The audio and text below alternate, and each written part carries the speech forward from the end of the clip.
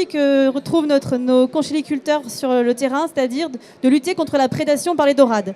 Donc, je vais vous présenter tout d'abord la conchyliculture rapidement en Bretagne Sud. Donc là, vous avez quelques paysages de ce qu'on trouve en Bretagne Sud chez nous.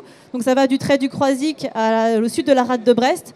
Donc vous avez à la fois des productions d'huîtres plates, de moules, de coques, de palourdes. Et là, vous voyez des l'élévage en poche, donc dans le golfe du Morbihan. Ah bah, rien, ah si, dans le golfe du Morbihan. Et vous avez aussi des moules de Bouchot sur la rivière de l'estuaire de la Vilaine.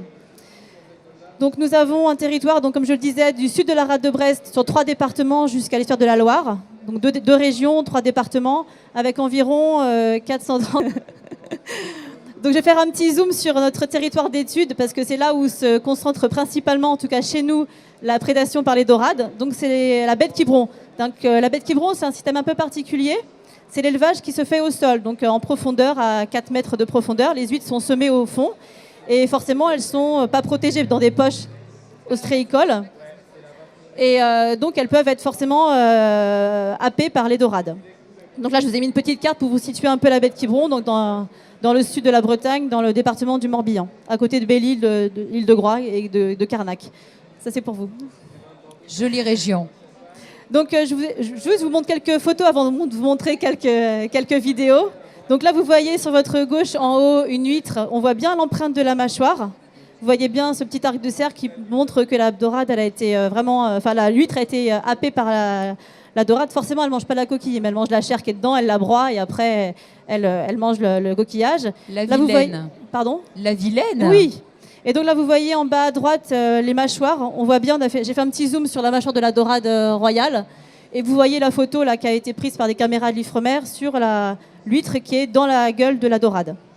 Donc ça fait vraiment des gros dégâts, comme vous pouvez le voir. Il y a un banc de dorade est capable de manger très rapidement 15 tonnes de moules et d'huîtres très rapidement.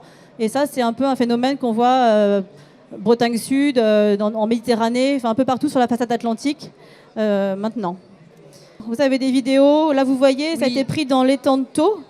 On a mis des caméras et on voit bien les dorades qui sont en train d'arracher les filets. On voit bien à un moment la dorade qui est en train d'arracher le filet pour pouvoir happer les moules, parce que là ce sont des moules dans des filets, et elles se régalent. On n'a pas le petit bruit, mais on entend bien le bruit de la coquille qui se craque. Donc voilà, donc c'est un gros fléau. Pour pallier tout ça, nous avons mis en place un projet qui s'appelle Prédador, donc prédation dorade, pour mieux comprendre à la fois le phénomène de prédation et comprendre aussi comment les dorades se comportent, pourquoi elles en viennent à manger les huîtres et les moules sur nos concessions. Donc on a expérimenté plusieurs systèmes, à la fois des barrières, donc on met des filets de protection sur les concessions conchylicoles pour éviter qu'elles arrivent, bon, c'est assez simple, mais on a expérimenté aussi quelque chose d'assez novateur, c'est un répulsif acoustique, c'est-à-dire qu'on essaye de trouver les bonnes fréquences qui vont bien, les longueurs d'onde qui vont bien, et spécifiques à la dorade royale, pour essayer de la faire fuir sur des concessions conchylicoles. Donc avant, les ostréiculteurs et les mythiculteurs ont essayé des systèmes un peu archaïques, des grillages, des protections acoustiques un peu rudimentaires, mais ils ont un vrai espoir dans ce projet Prédador. Donc on a un partenariat assez large, comme vous voyez dans ce projet, à la fois des professionnels, des organismes de recherche et aussi des syndicats ostréicoles. Donc l'idée, c'était à la fois de voir la biologie de l'espèce, de comprendre comment elle est et de comprendre le comportement alimentaire. On a aussi testé l'efficacité d'un répulsif acoustique qu'on a développé avec notre partenaire de l'Ifremer et d'étudier les barrières physiques. Donc on a eu ce premier projet qui s'est fini en 2013 et comme il y a eu de nombreux retours positifs, les professionnels ont vraiment souhaité aller plus loin. On a déposé auprès de France Agrimer et de l'Europe un projet qui s'appelle Prédador 2 sur uniquement le volet acoustique. Donc de valider, de faire encore des essais à la fois en Méditerranée et à la fois sur la partie atlantique. Alors, ça consiste en quoi, Donc en fait, cet effet d'acoustique?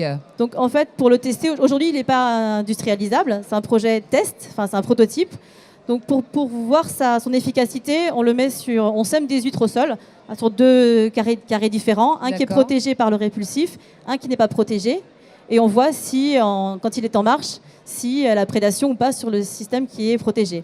Et globalement, ça fonctionne. Ça marche. Ça fonctionne. On a de Donc la chance. on a quand même, dans ce projet Predator 2, on a quand même un volet d'études environnementales.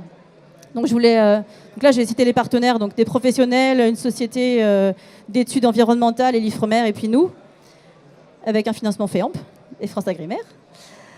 Donc on a dans ce deuxième projet quelque chose qui nous tient vraiment à cœur, c'est de ne pas mettre des répulsifs dans l'eau pour faire simple. Évidemment. On met aussi une étude environnementale pour voir quel effet ça a sur la biodiversité, sur le comportement des poissons.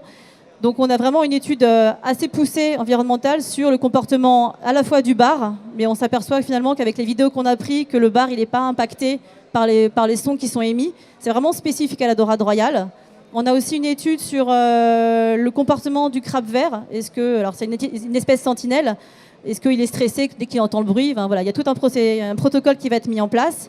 Et aussi, parce que la baie de Quiberon, comme je vous l'ai dit tout à l'heure, c'est un centre de captage et de production d'huîtres plates. Et donc, on ne voudrait pas que les répulsifs aient un impact négatif sur le captage de huîtres plates. Donc, on a évidemment axé notre étude environnementale là-dessus. Donc, 2017-2018, c'est le projet Predator 2. Il se finit en décembre 2018. On a plusieurs zones où vont être testés ces répulsifs.